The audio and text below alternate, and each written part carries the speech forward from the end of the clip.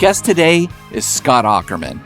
Scott is an Emmy winner and a true multi-hyphenate, a top creator, director, producer, host, and writer in the world of comedy. His long-running podcast, Comedy Bang Bang, just celebrated its 16th year and just passed 900 episodes.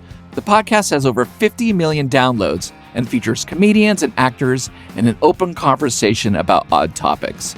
Scott also co-hosts several other podcasts, including Freedom with Paul F. Tompkins and Lauren Lapkus, You Springing Springsteen on My Bean alongside Adam Scott, and Scott Hasn't Seen, available on the CBB World Network, which he founded in 2022 and offers an expansion of the CBB universe for its subscribers. And it gives me great pleasure to welcome to Revolutions Per Movie, the one, the only, Scott Aukerman. Hi, Scott. Hi. My traditional greeting. Yeah, well, and I did a traditional intro, but I would like to introduce you to the show the same way Dick Cavett did to Bowie in this documentary. Oh, Lord. So he says, rumors and questions have arisen, such as who is he? What is he? Where did he come from? Is he a creature or a foreign power? Is he a creep? Is he dangerous? Is he smart, dumb, nice to his parents, real, a put-on, crazy, sane, man, woman, robot? What is this? Ladies and gentlemen, Scott Aukerman. You know, I was happy to see that introduction, and there's a couple of instances of what I like to call very posh, uptight interviewers trying to make fun of David Bowie. There's a couple instances in the movie. There's a few that I've heard on various CDs and interviews and such. It's just like so kind of hacky to me to be like, this weirdo on the show, boy, what is he? Yes. And to be like, is he a creep? Come on, Dick. I've worked with Dick Cavett. You do better, Dick Cavett. Well, you know, I would like to see Tom Schneider give a crack at it too. But yeah, I feel like, you know, we're going to talk about the film you picked today, Moonage Daydream, the Bowie documentary. But the first time I saw you, you know, you're applying ointment to your naked body on Mr. Show in the Taint video, right? Taint sketch. Oh, thank God it was on Mr. Show. Right. And then I've had stuff in my ears and eyes for you forever with Comedy Bang Bang. And one of the things I really, really loved that you did and that you're still doing is your music shows with Adam Scott. One of the things I wanted to ask you about that I learned about you on the podcast, which I don't think you're alone in this, but a lot of about the process of having your room searched by your parents. And that this album here, Frankie Goes to Hollywood, Welcome to the Pleasure Dome, was like a lightning rod. Yeah. With music to your parents in terms of them discovering this in your bedroom. Yeah, they found that album in my bedroom, and I'd had it for about a month maybe at that point, and first of all, I grew up in a very born again Christian household, and Frankie Goes to Hollywood came out in 84, I believe, or 85, yeah. I think, and as he searches. I just was like, it's right here. Why don't I find out? 84. 84. So and did you have it on vinyl? Like I had it on vinyl, that exact oh my God. one with the big painting in the middle. But yes. 84, I think I was still kind of trying to figure out even what I felt about the church. So I was sort of, you know, intrigued by the record, but also repulsed and, you know, all these feelings of not really knowing what to think of it. So I think that I was like, there's like all these pictures of dicks everywhere on it. And is this disgusting? I don't know. And I couldn't quite figure it out, but I love the music. And so when my parents searched my room and found it and then, you know, opened it up and saw everything that I saw and then confronted me with it, I sort of had plausible deniability where I was like, yeah, I bought it because I like the songs and I'm disgusted by it, which was like semi-true, you know, and I was like, I'm getting rid of it, you know, and I guess they must have bought it maybe. And like I said, it might've been true. So I do think, did I give it away or did I end up just keeping it? I can't really remember, but I definitely rebought it several times. And in fact, I have a surround sound version being delivered to the house from the UK very soon. It just came out. Oh, amazing. I think that's not an unusual story. I mean, I feel like either parents just didn't give a damn, or else they were definitely like, we need to keep tabs on this 80s culture that's coming through our neighbor's TV that our kid is going over and spending too much time with to watch MTV. Yeah. Another one I remember was I signed up for the Columbia Record House, and they made me tell them everything I was buying. And one of them was Prince's Purple Rain. And they said, oh, no, you are not allowed to have that. It's one of my favorite albums of all time. Now, see, the thing about that you have to tell parents is it doesn't work. Like telling people they can't listen to things, it doesn't work. Like, okay, both of those records were banned and they made them fascinating to me. And now there's a couple of my favorite albums of all time, and I still own them and rebuy them every time they put them out. Yeah, just let kids listen to whatever they want to listen to. Yeah, and it was kind of touching also because it led into a thing that I never would have thought about. But, on Dead Letter Office, the R.E.M. record, you're talking about you and Adam Scott, we're talking about King of the Road, which is their really drunk off their ass take on it. They're just learning it in the studio. Sort of slurring their words. Right. And I had it, and I just knew what it was. It says right on the liner notes, they're messed up.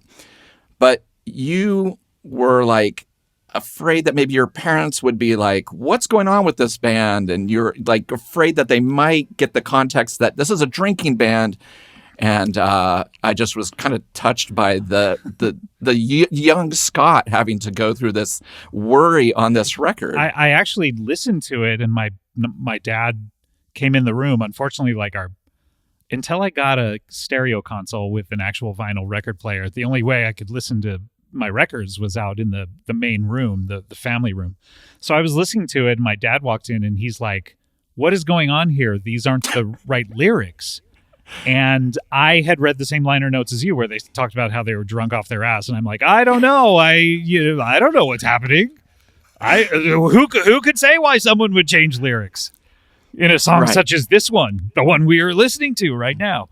I just, I remember listening to the Dead Milkmen once, really, really loud, when my parents were gone, and then I didn't hear my mom enter the house getting home from work, and I was listening to the song Life is Shit, and it was like super loud, and she got so mad at me, not because at that point I think it was 1989 and I was 19 or so, and not because she could do anything about it, but because I was broadcasting it to the neighborhood.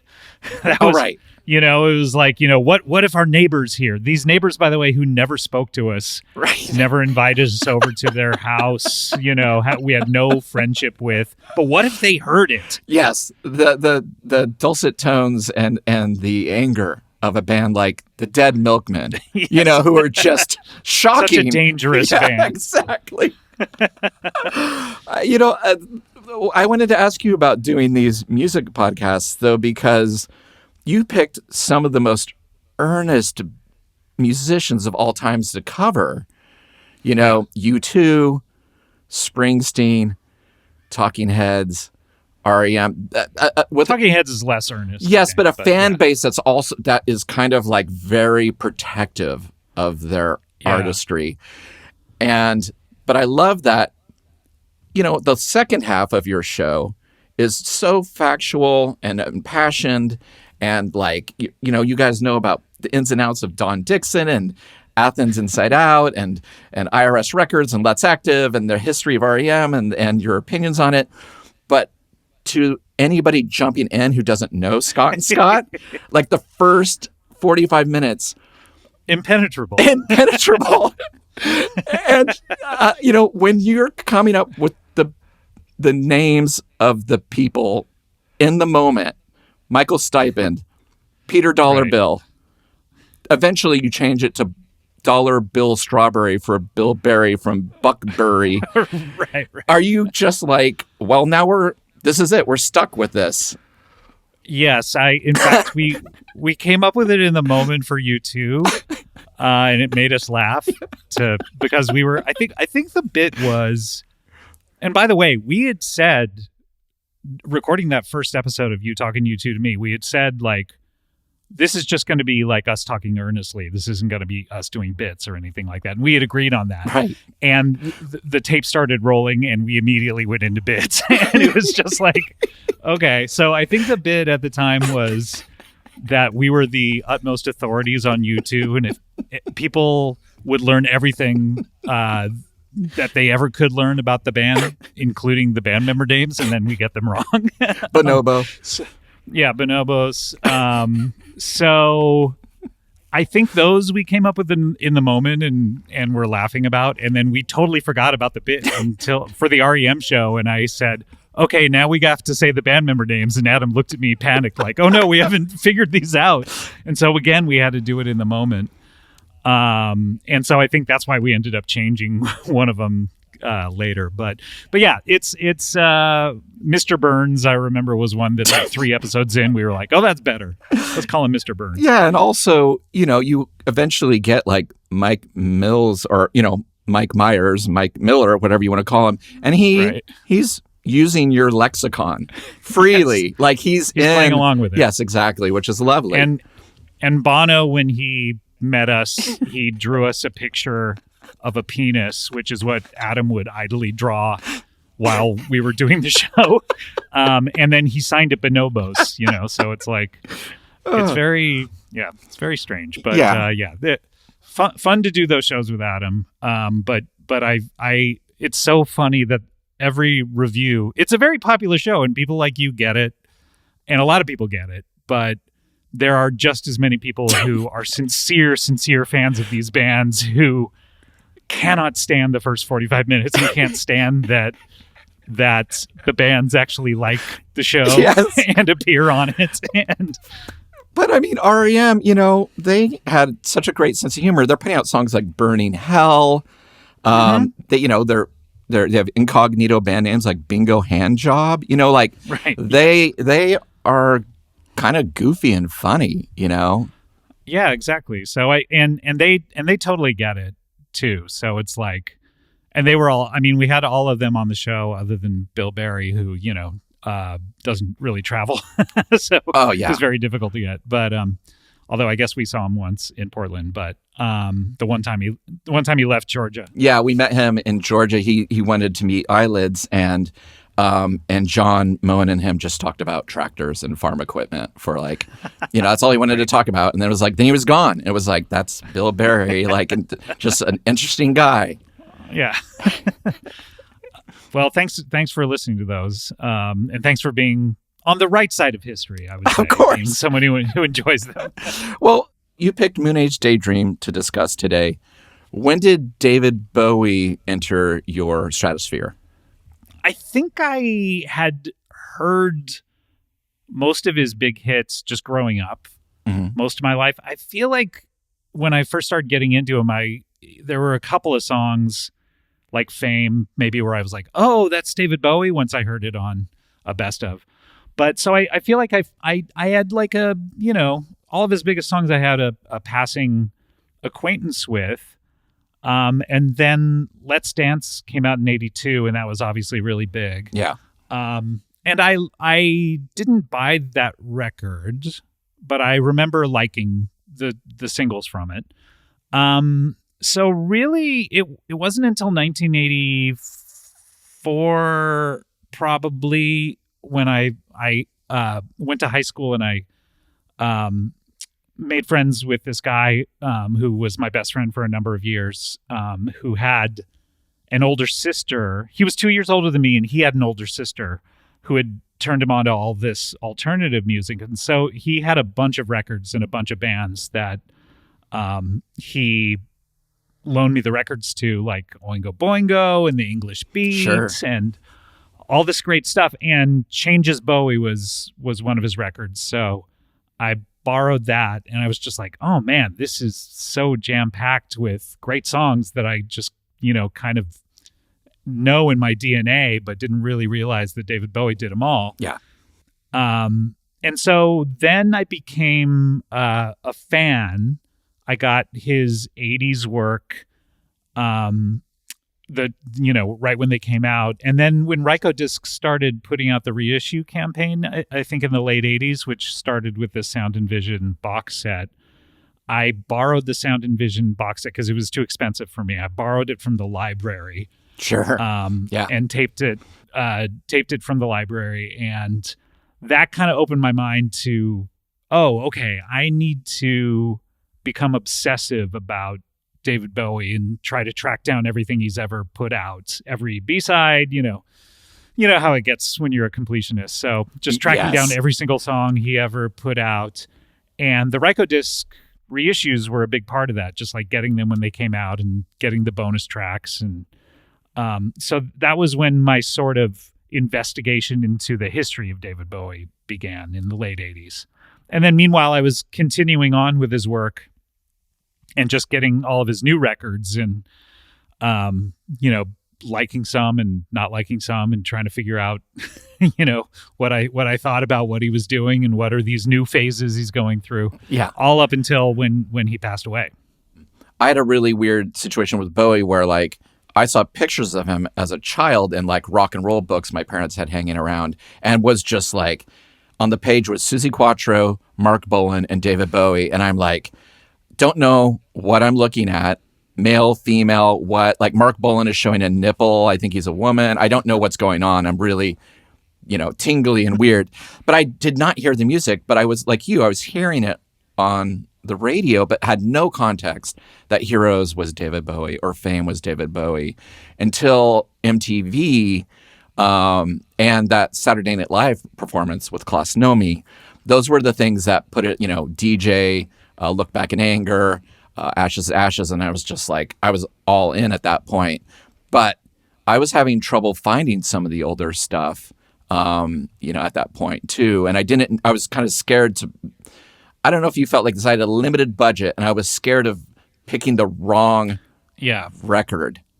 Well, with someone like David Bowie, it's so easy to take a chance on a record and then find out later that it's like a hastily assembled slapdash record company kind of scam to try to take your money, with like, because this would happen all the time where like I'd be in the supermarket and I'm getting into Sammy Davis Jr., right? And there's like a $3 CD in the impulse buy at the checkout line, and you buy it, and then you take it home, and you find out it's like really poorly recorded, like one live concert, and it's all the songs that you see on the back, it doesn't say live on it, or it doesn't give you any, it just says like his biggest hits, and then you take it home, and it's like this piece of crap that oh my god, So with David Bowie, he's so popular that can happen where you like suddenly you have a K-Tel, album or something like that's not really the thing that you wanted. Right. Did you ever get into buying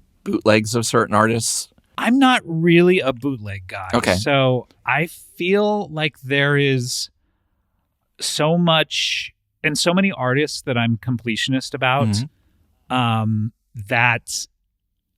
First of all, bootlegs with their sound quality I find them sometimes tough to listen to. So I pretty much made a pact with myself where I said, I'm interested in what's officially released, and that's about it. So like with Springsteen, we did a whole season on Springsteen, but I'm not really interested in hearing all of the takes from the Darkness on the Edge of Town sessions that are out there. Yeah. I just want to hear what he decides to put out, and then I'm good with that. So with Bowie, I'm not even I'm a completionist and I have them all, but I don't even really listen to his live records. I'm not really a live record guy or a bootleg guy. So I'm pretty much a whatever he actually officially released and then every single B-side or soundtrack appearance. Yeah, I always start out like that and then I get kind of complete and then I'm like, oh, I heard there's this one amazing thing that was never put out. It was funny how, this film starts out and it starts out with like a Pet Shop Boys remix of a song from outside. Were you following that Bowie at that point too? Oh yeah. Okay. And I, also being a huge Pet Shop Boys fan, I was very excited when they put out that single. Yeah. I remember getting it and driving around. I actually remember driving around in my girlfriend's Miata which had a CD player, and just blasting that. Yeah, I was really confused in the movie. So the movie, starts him saying, at the turn of the 20th century, Nietzsche proclaimed that God is dead and that man had killed them. This created an arrogance with man that he himself was God, but as God, all he could seem to produce was disaster. That led to a terrifying confusion. For if we could not take the place of God, how could we fill the space we had created with ourselves? David Bowie, 2002. I loved that quote, actually. I'd never seen that before. I haven't read really a lot of his writing, but I just thought that was such an incredible quote that kind of applies to things right now in the tech industry, like with AI and stuff like that, like saying God is dead, but hey, don't worry. We as man can create these things. We are God and we can create sentient life. And then it doesn't exactly work, the way anyone wants it to. And it just leads to people feeling depressed and angry and alone. And, what does that mean when these people who proclaim themselves as gods can't even create anything of use? I thought it was an incredible quote. Oh, he's so incredibly articulate over and over again in a way that I just am not. Like he just says things so succinctly. And he's, like you said, these interviewers, I feel like I've never seen a documentary where people are really trying to knock them off balance a bit. Like they feel it's not gotcha journalism, but it's definitely like, oh, well, this is going to throw him. And he answers every question. He's unflappable in a way. The interviewing style, it's so funny that they use so much of it in this. And it's cool to get inside his head. But, most of these interviewers, other than Dick Cavett, is pretty well known. But there's some John Peel interviews, too, where he's doing the same thing to David Bowie and trying to sort of neg him, in this way and be like, well, aren't you a strange little bird? And it's always so interesting when the interviewer tries to assert their own style onto the interviewee, because in the future, 50 years from now, no one knows who these interviewers are. And when we get mad at them, like, hey, just ask an interesting question and shut the fuck up. Yes. But that's exactly what everyone hates about my podcast. is like, you mentioned our music podcast. When we talked to U2, our fans liked it, but everyone else is like, God, would they shut the fuck up with the bits? Right. So I get it. But also, there was an interesting quote that I thought of you when I thought of that show, where basically later in the film, he's talking about the refusal to accept chaos as being integral to our existence has been one of the greatest mistakes our civilization has ever made. And I just was like, oh yeah, Scott Aukerman, like chaos in your work. Oh, I've never put that together. True chaos. Yeah, he's so interesting with how philosophical he is and how much he thinks about what he's doing, which then, of course, when it gets into the 80s, when he sort of starts doubting that instinct to even think about what he's doing and starts to say like, I don't really have anything to say. I've figured out I'm just a guy who can entertain people. It's like, no. That is amazing. Yeah. It's such a, I'd never, did you say you saw this in the theater? I did. Did you see it in the theater? I didn't. This was actually a film. It was going to be the last film that I saw before I became a father, because my particular situation with my wife and I is we had our daughter through via surrogate, and our surrogate lived out in Riverside, California, which is about 2 hours away from where we live. So we were advised to go when it looked like it was about to happen, to go out to Riverside to be there, because it could happen at the drop of a hat. Sure. And if we got the word that, hey, she's having the baby, and it was 5 p.m. on a Thursday, it actually is not 2 hours anymore. It's more like 4, and we would miss the whole thing. So we ended up staying in Riverside for 2 weeks before she had the baby. And that was it. We thought she was going to have it the day we went out there. And so it was a surprise to us that it was 2 weeks. We kept extending our stay every single morning at the hotel, going to the front desk and saying, "Can we stay another night?" And then looking at us confused, like, who are these people that are just staying here night by night? So we were just, there's nothing to do in Riverside. So we went out and we saw one movie, The Woman King. And then another couple of days went by, nothing happened. And I was like, "Hey, do you want to go see another movie?" And really the only other thing out there of interest that we hadn't seen was Moonage Daydream. And I couldn't convince my wife to actually take the plunge because we saw it was over 2 hours. Yes. And we weren't going to be able to check our phones really. And it was just like, you know what, let's just stick around the hotel and watch the Great British Baking Show Juniors. I think you made the right choice. This is not a film if if your mind is wandering. If you're antsy. Yes, yeah, absolutely. Exactly. It's pretty pummeling. And I was actually quite disappointed in the theater because, the director, who is Brett Morgan, he's done films I've loved, like Kid Stays in the Picture, which is amazing. That's the only one I've seen of his. He also did the Kurt Cobain one, right? Yeah, but he also did Crossfire Hurricane by the Stones, which I didn't care for that much. And he really pushed sound design in this film. And, he would even say things like, I don't know if David would have added machine gun noises to a song, but I'm creating something different. And in the theater, it was really hard.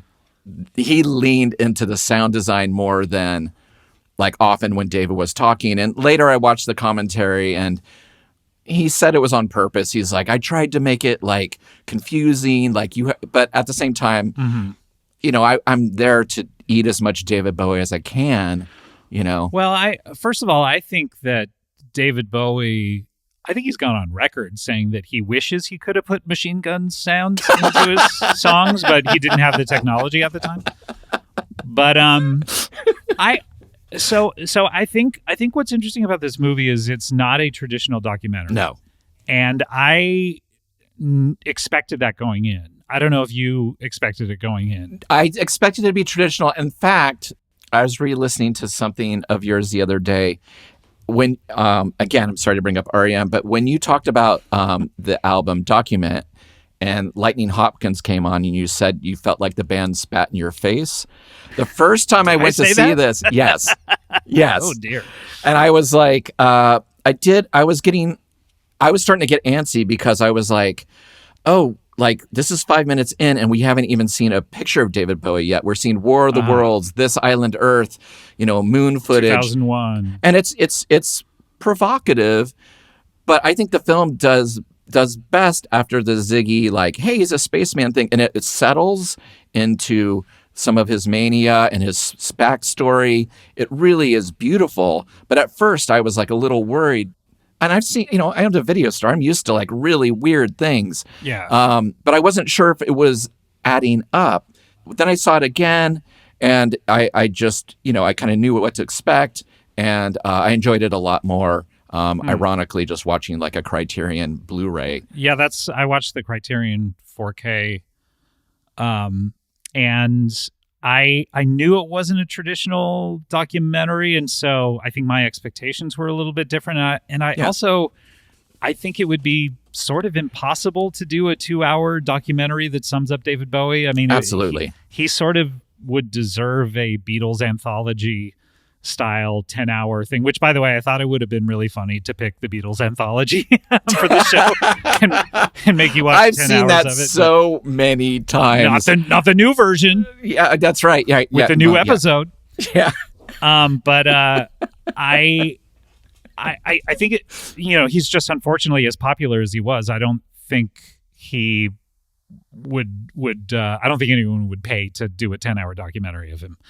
But so that's really the only thing that I think that could sum up his life. And so it's interesting. I went into it kind of going like, oh, I think this is more of a film, like more of not a narrative, but more of like a kind of like when you go see, a Pink Floyd exhibit at the Sure.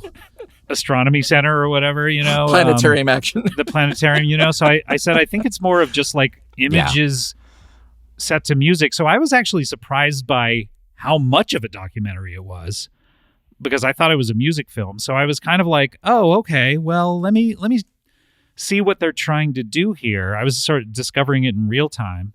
And then after I watched it, I went back and read some reviews, and I think it's a very interesting movie that doesn't purport to even be a full accounting of David Bowie.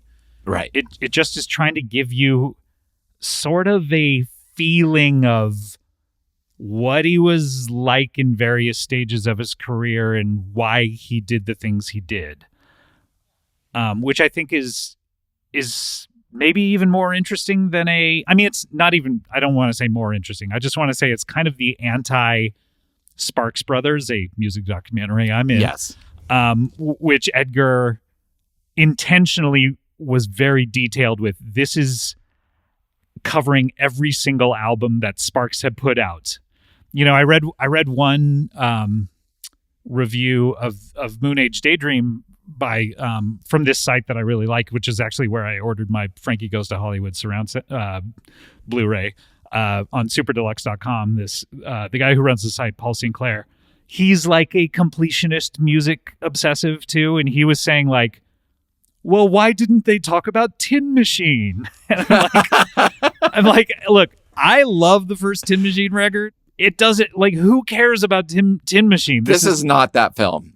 This is not that film. This is a film that's just trying to say, like, put the pieces together through various interviews that he's done, and also this treasure trove of footage that the director was able to gain access to via the David Bowie estate, of stuff that just hasn't been seen before or has been rarely seen, of just like, what is it like to be David Bowie? What is it? Why was he doing all this? I thought it was very interesting. The one thing I really liked in the repeat viewing was that you could tell it was like, this is David's thoughts on spirituality. This is his thoughts on love. This is his thoughts on sexuality. This is, him losing the plot.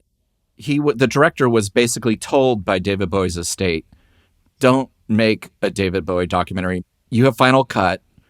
Make the documentary through you. Mm-hmm. And again, doing a Bowie documentary it's thankless. It's like you're not going to win it all. And I have to often think about like, well, who is this for? Like, is it for people who don't know anything about Bowie and just are coming into, so it's about super fans that want Tin Machine, and does it work on those parameters? But the things that I did love in it were really like, I could watch David Bowie go up and down an escalator for hours.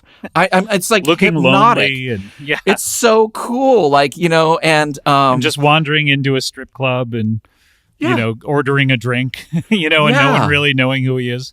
It's beautiful. And so the things that they got from the estate, some of them were from a film called Ricochet, which was like a 84, I believe, documentary that came out on VHS that was really panned about him traveling through Southeast Asia.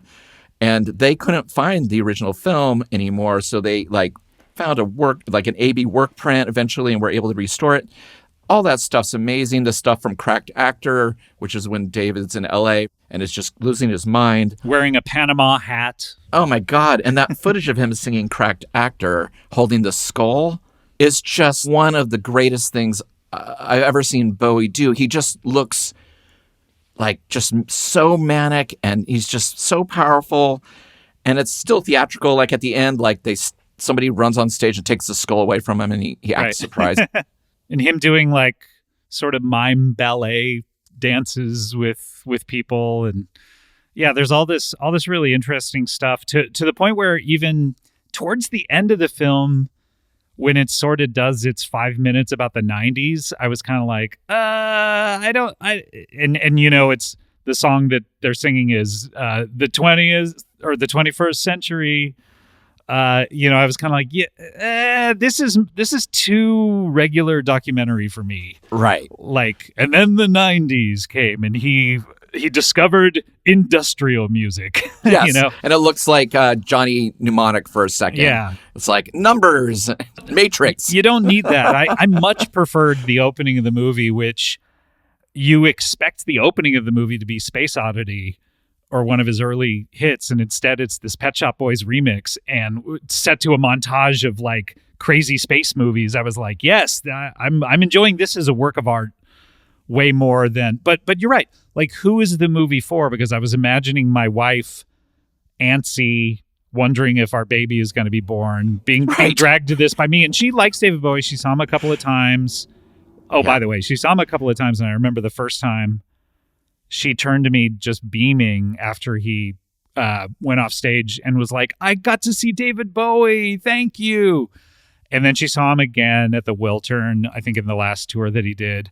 And then a couple of years ago, a David Bowie song came on and she said, did I ever see a David Bowie concert? And I was like, Wow. What is the point of all of this? If like you go see this incredible show and you love it and then you forget about it in the next 20 years. But so you saw Bowie. Yeah, the first time I was ever actually able to see him, I think I wanted to see the Sound and Vision tour, but I was off in college or whatever and just not seeing any shows then. But the first time I ever got to see him was in the Nine Inch Nails co-headline tour for Outside. What was that like? It was really interesting because Nine Inch, I live in Southern California, and so arguably Nine Inch Nails is way more popular in 1995 or 96 than David Bowie, but Nine Inch Nails opened. And so they opened, did, pretty typical 1995, 1996 Nine Inch Nails stuff. And then they did 3 or 4 maybe songs together. Bowie came out and then they duetted on 3 or 4 songs, which was really interesting. And then it just seamlessly transitioned into Bowie's set. And the amount of goth teens that angrily stomped out of the theater when Nine Inch Nails was done was very funny to me. I'm like, what are you doing? This is David Bowie. Like, you've paid. We get to see, he's here. Yeah, we get to see this icon. But it kind of felt like me walking out when the Black Crowes played when I saw the Oasis open for them. It was like right.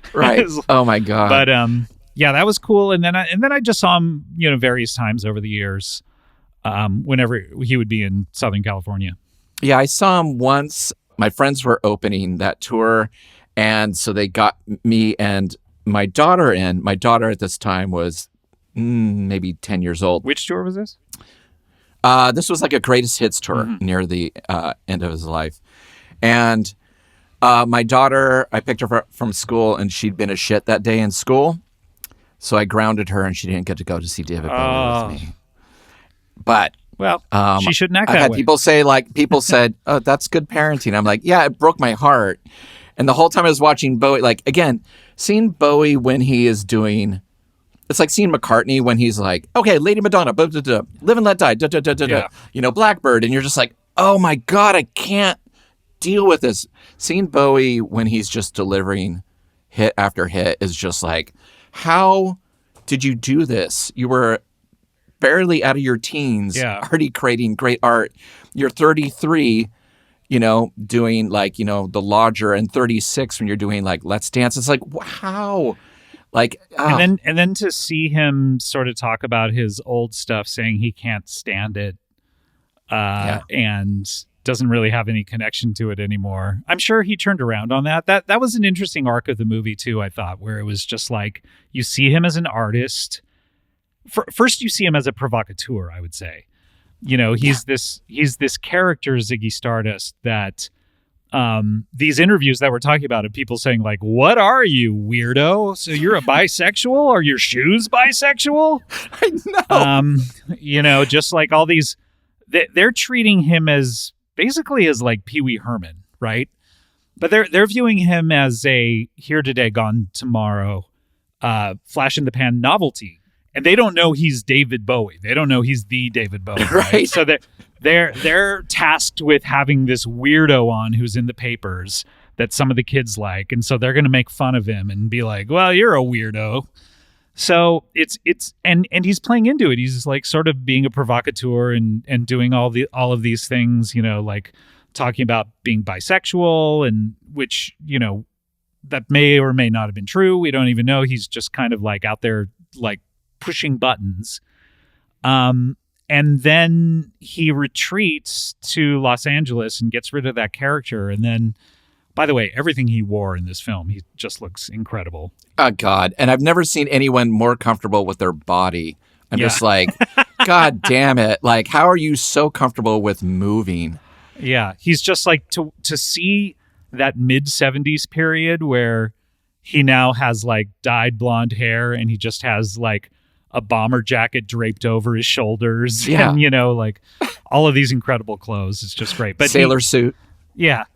But so to see his sort of arc go from provocateur to now artist, and an artist who is relentlessly driving himself to say something all the way through like 82. I even think, people pan Let's Dance and say it's like the start of his commercial ascent, but his artistic decline. I actually think Let's Dance is a really interesting album. I think so too. It's because the production style, the Nile Rodgers production style, wasn't yet like as big as it was going to be with him, doing Like a Virgin and all of these, pop or Material Girl, like it wasn't as popular then. So to take Nile Rodgers, who had up to then had just, done these really popular Chic songs, but that's not in David Bowie's kind of wheelhouse, to say like, okay, I'm going to use you and your rhythm section, and then I'm going to get this weird Texas guitarist, Stevie Ray Vaughan, that I've heard of, and have him doing his style, which shouldn't really mesh. And then I'm also going to like play my saxophone over it. And, it's like a weird mix. And I think the first two singles off that record, Let's Dance and China Girl, are kind of weird songs. That's it. Yeah. Some of the most, when I was growing up, I was so protective of music because I had been picked on, like even for liking R.E.M. or Devo or whatever, or Madness. It was like, you like weird stuff like Madness, which was barely weird. Right. But then I had close friends that were into things that I thought were commercial, like Prince, or Frankie Goes to Hollywood, and it's so funny to find those things that were weirder than anything I was listening to. Right. Like Prince is infinitely weirder than anything I was listening to at the time. Yeah. Even weirder than the Butthole Surfers. And that was popular. And so I feel like Let's Dance is like, there's something really weird about something that was in every person's house. Yeah.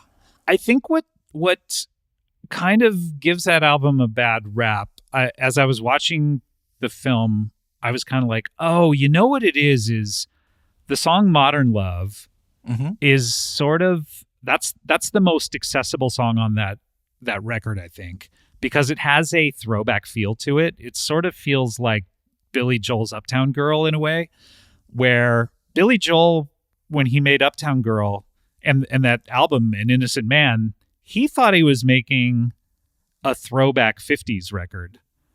And it instead became his most popular album he'd ever made, right? Right. Okay. And it became like, oh, this is what commercial sounding music sounds like in 1984, right? And so I feel like Modern Love is David Bowie doing like a sort of throwback 60s thing, almost akin to like Phil Collins doing You Can't Hurry Love or whatever. Oh, interesting. Yeah. Okay. And, I get it. And then his suit is also a throwback to like early 60s kind of mod culture. I recently just watched Absolute Beginners as well for the first time. Right, yes. Which he's in. And so it's those sort of play hand in hand where he's put on another character of like, hey, I'm doing revisionist, like early 60s kind of stuff. But the 80s was such a decade that idolized the 50s and the early 60s. It just became this commercial thing. that I think he didn't even expect. I don't think he made that record going like, oh, I'm going to crack the top 10 or, you know. I don't think so either. So it's fascinating to me that suddenly that happens to him and you see him playing stadiums and then he just like plays into it and does the Pepsi commercial with Tina Turner and just tries to keep that going. And then it makes him lose his confidence where he's just like, oh, I think I'm just a guy who, you know, like can trot out the hits. And, you know, that was weird. Which I thought it was also weird that they were interspersing it with the Glass Spider tour, which was his sort of in this 80s wilderness of him trying to keep the commercial peak going. Was a strange tour that he decided to do that was, I remember it being broadcast on ABC. And it's a weird tour and it's him trying to do art again to people who are just like, we don't want this. And miming, please. Yeah, please stop it. We don't care about the Glass Spider. Oh my God. I regret not going to that. I had a chance to go and I was just like, I don't know, but I mean, Duran Duran opened. It would have been great. Right. But it was just like, at this point, you're jumping off things at this point, off and on, you know, like, when you're young, you're like, oh, I'm no longer into this. I'm into this. That's also a bad record. I mean, it's one of my least favorite Bowie records. And that's Tonight. What is it called? The one after? It's called Never Let Me Down. Never Let Me Down. Okay. Yeah, I didn't have that which one. I actually love that single, Never Let Me Down, but the rest of the record is really abrasive and not well recorded. So much so that in the recent reissue campaign that the Bowie estate is doing, they re-recorded all of the instruments for it and put out a special like 2018 version of Never Let Me Down. What? Where they replaced some of the duets with other people doing duets and stuff like that. It's really interesting because it's widely known that he was never happy with that record and the people involved didn't like the record. And I don't like that record. So I can. Well, so how were you on it? How was your duet? Oh my gosh. Would have loved to have duetted. I did sing his duet with Bing Crosby with fellow comedian Jimmy Pardo for a CD single. That is a beautiful moment. I'm glad that made the film even a blip. Like that's one of my favorite things of his, him and Bing Crosby. Yeah. Oh my God. I can understand like in 1987, you know, you're into R.E.M. and stuff like that. And I'm done with R.E.M. by that point. Oh, you're done with R.E.M. So yeah, I was like, I was just starting to like, you know, the world was expanding. I was like, you know, in college at that point, and I had a radio show. So you're like, what's Homestead Records? What's Touch and Go? Like everything was just like pop, pop, pop, pop, pop, pop. So David Bowie, I can only imagine like what with Tonight. I really love Tonight, but Never Let Me Down is not a good record. So I can only imagine you're a college DJ and you're like, oh, new David Bowie, and then you put it on and it sounds like that, and you're just like, okay, I don't have to pay attention to this anymore. But the heartbreaking thing in this documentary is he seemed like he was getting ahead of the story in terms of like, I'm an entertainer now. It's what I love to do. I love being popular. I just simplified my music. I'm into that. And then it was really heartbreaking to hear him be like, I was really lost in that period. It was really artistically unfulfilling. I was empty. Like that was just another character that he was just, because at that point he was being interviewed more than ever and he was a superstar. And, but how quickly even the press turned on, they're like, oh, he's a sellout. He's no longer good. And then it's just hard. I mean, we all make things, I can't speak for you, but we've all made things where you're like, you oversell it. You know, you're like, I'm really proud of this. This is like one of my achievements. And then you have to look at it differently as you get older. Well, also he only made, I'm not counting Scary Monsters as one of his 80s records. I consider that to be classic Bowie period, sure. You know? We'll say 79 December. Right. So if you look at the 80s, he only made 3 David Bowie records. Right. And one of them is Let's Dance, and it's huge. And then he makes Tonight, which everyone views as a real letdown. And then he makes Never Let Me Down, which is terrible.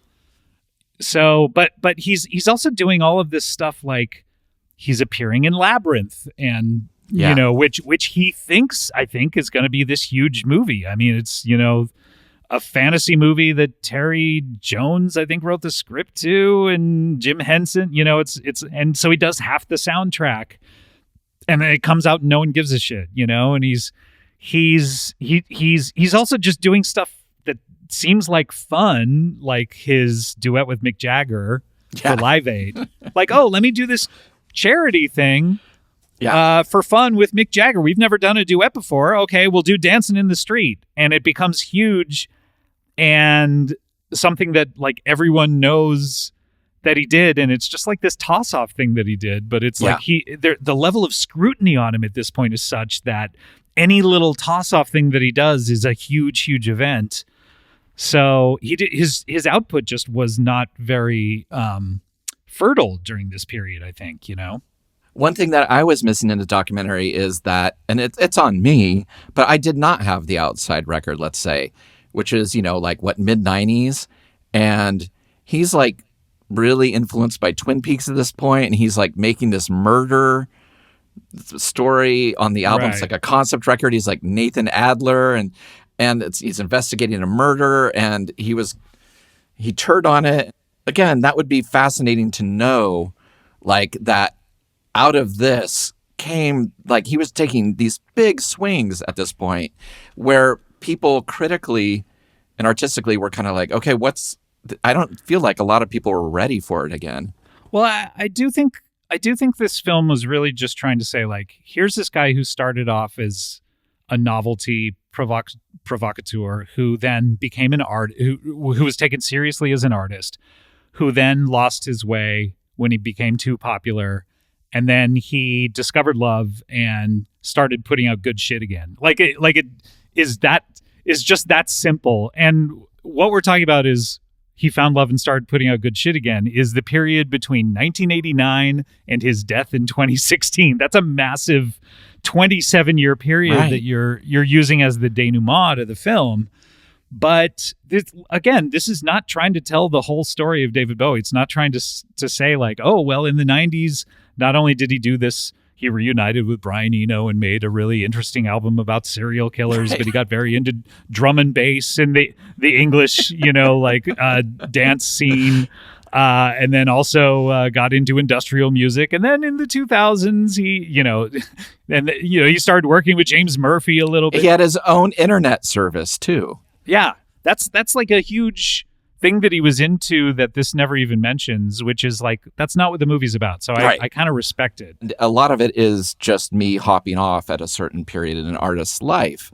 So, you know, like, you know, if the DJ video pops up, or, you know, Look Back in Anger, or, you know, they're playing a song from, you know, station to station, I'm like, oh, yes, of course, I'm comfortable in this.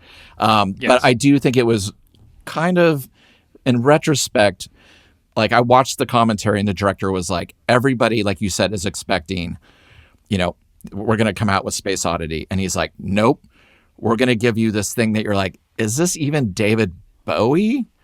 Yeah. Like, you know, like, and it's cut up like a music video a bit.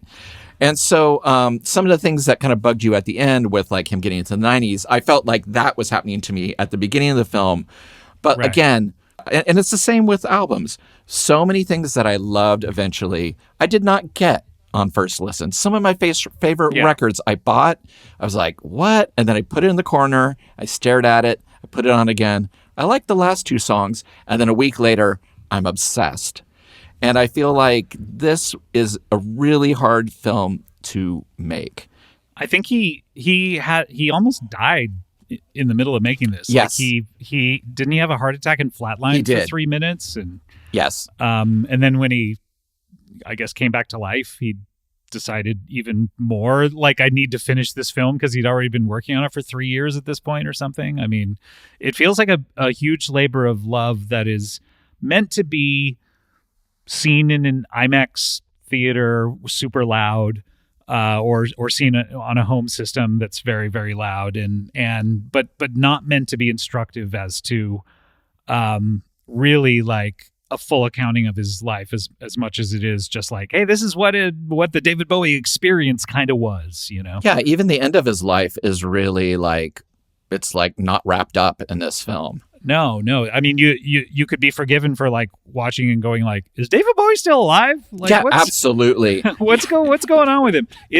I tell you though, I was just as shocked after seeing 2 hours. This is over 2 hours long. Like seeing 2 hours of Bowie, pretty much like in his prime between the 70s and it kind of ends on 2000. So like a good 30 years where he just kind of looks very similar to himself the entire time, other than his teeth. Right. But I was just as shocked when they showed a few clips of him right before the end of his life as I was when it actually came out, because he had that such a long period of dormancy where he was not putting out anything and people wondered if he was dying or what was really happening. And it turned out, yeah, he did have cancer, which is what his entire last record, Blackstar, is about. Amazing record. Yeah. So I was just as shocked to see him suddenly like old because I remember when those clips came out from Blackstar, it had been 8 years, I think, since anyone had even seen him, and it was just like, oh, that's right. He went away and he was able to get like old and like just be a family man for a while, it's like, yeah. And he makes this record and he makes promotional videos about him dying. Yeah. And no one knew what Blackstar was, but then when you find out later, it's like a term for cancer, and and that dot on the cover is like a cancerous growth or whatever. It's just like, oh my God, this is crazy. He's putting out a final statement about his life right before the end of it, Yeah, and it's just it's a weird record too because it could slot in 77. 70, it's just, there's something about it that's like, it's a strange jazz record. It doesn't sound like any of his other output necessarily. And that's one thing about his output in the 2000s is, which I like sometimes, and some of the records I don't really like all that much. Reality I'm not really all that into, but he was kind of working with the same producer the entire time.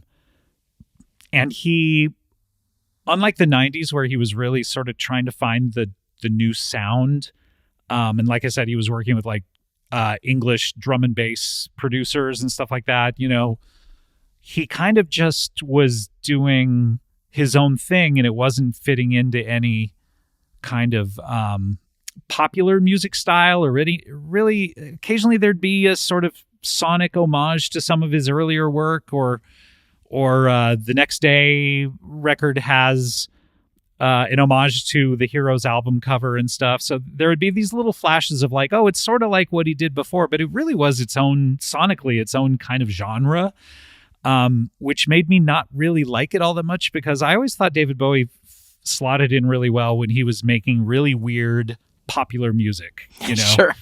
like he was making really weird music that still you could hear on the radio. Right. I always say that every uncle had one David Bowie record.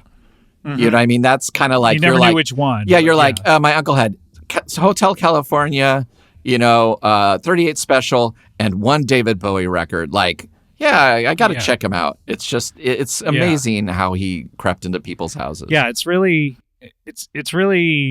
and such an interesting guy that you can go back to and just kind of figure out your favorite David Bowie period. And, I've wrestled with like, what's my favorite David Bowie album, over the years. It's and for a long time, Hunky Dory, and then, Low or Scary Monsters was it for a while, where I remember when I lived in an old apartment in Valley Village, I was listening to It's No Game over and over and over, God. Yeah, it's infuriating. His output, the majority of it is so fantastic, and it is so hard. Like I was doing the same thing. Aladdin Sane would come in the film and I'd be like, oh my God, I think this might be my favorite song, ever, and then all of a sudden something comes in and just wipes it clean. It's like, again, I just found it really interesting how he sort of contradicted himself so many times in it. Where he was saying like, oh, I don't care if I'm popular, I just want to be an artist and hopefully people will follow along. And then suddenly he's playing stadiums and he's like, I don't begrudge an artist for trying to get an audience, Yes. you know? And then him saying like, yeah, that was terrible when I was doing that.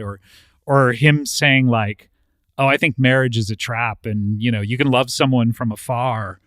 And that's far better than trying to actually like love them when you're near them. And then him saying like, oh boy, I really regret ever saying that.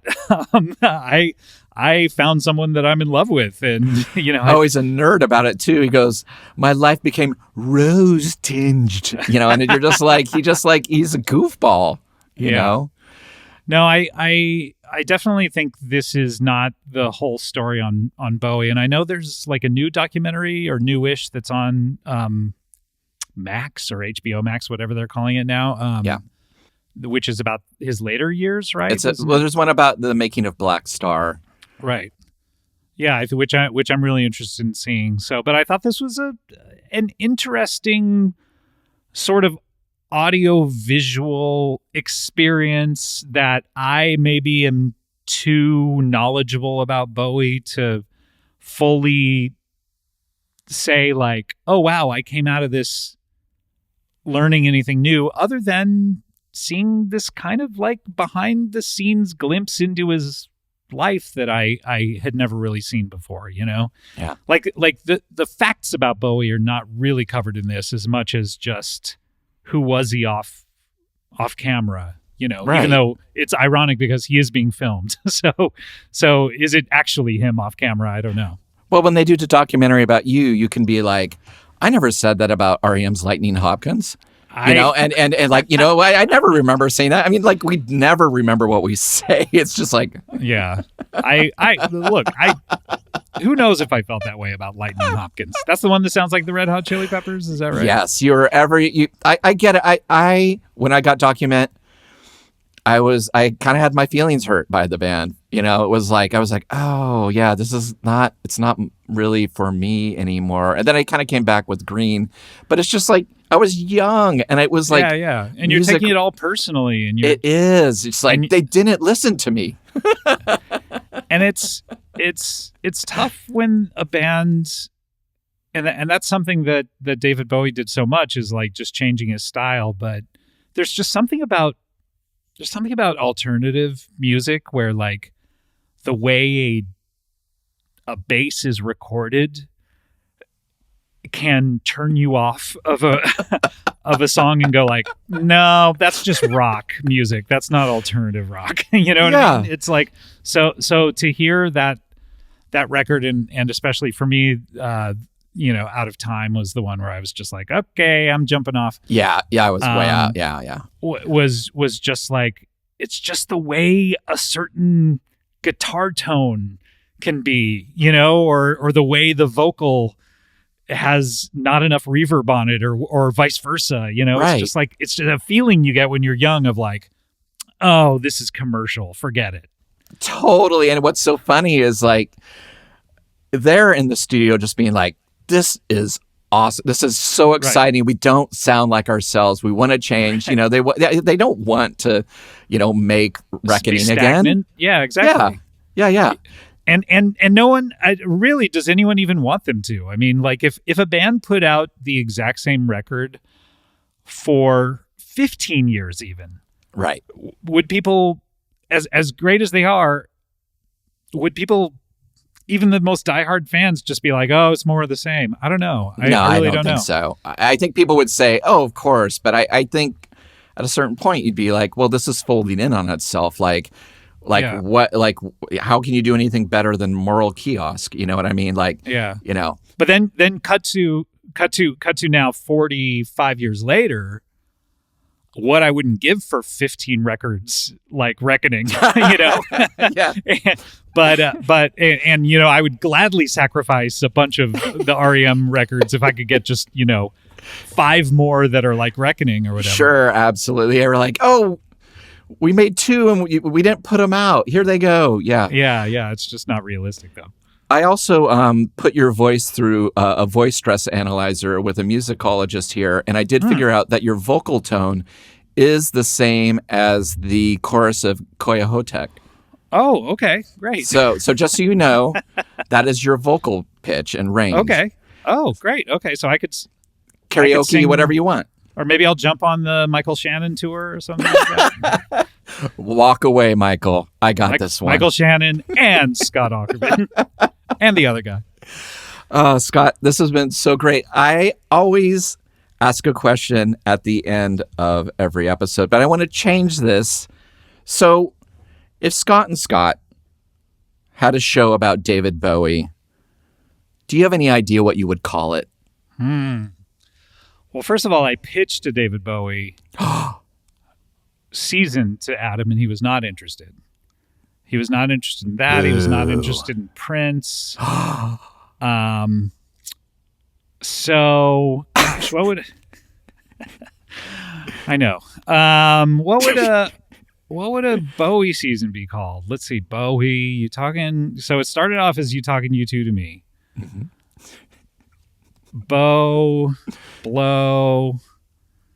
Bowie. You talking? Gosh, the Huey Lewis episode was so much easier. Huey talking Huey, Tooey me. Bowie, David Bowie. What's his real name? Is Davy Jones. Maybe there's something there. Jones. You Jones. No one knows his name is David Jones. Who cares? That's right. Bowie. Yoey talking Bowie, Toey me, Moey. That's it. That was the right answer. That's what I have written down here. You totally got it. It's the right answer. Okay, Scott, brilliant. Thank you again for coming on. It was so great to see you. I really appreciate it. Thanks for having me on. This was a lot of fun. And thanks. I get to cross this one off my list. I bought the Criterion 4K, and it's just been languishing in my collection. So I was able to finally say I've watched it. So thank you so much. Nice. Now get the family in front of the set and make them watch it again. I don't think they're too busy watching K-pop Demon Hunters. That's right. Thanks again, Scott. Thanks. Thank you for listening to Revolutions Per Movie. We release new episodes every Thursday on your favorite podcast app and additional bonus episodes every Sunday on our Patreon.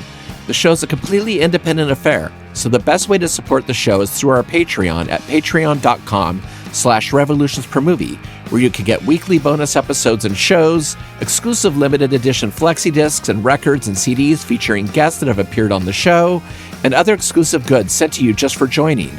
You can follow us on social media at Revolutions Per Movie and also find out more information about our various guests in the episode show notes.